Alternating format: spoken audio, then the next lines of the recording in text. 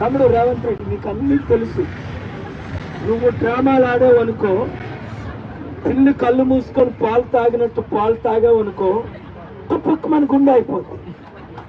నువ్వు చెప్పినట్టు చేస్తే నువ్వు బెస్ట్ సీఎం అన్నాను 1 year బ్యాక్.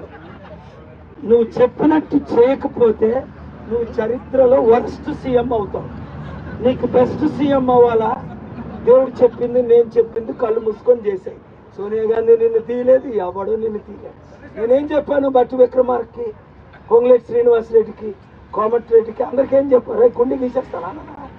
అసెంబ్లీకి నువ్వు రమ్మంటే వచ్చాను కదా, గుండె గీస్తానని చెప్పాను కదా. నిన్ను ఎవ్వరు టచ్ చేయలేరు.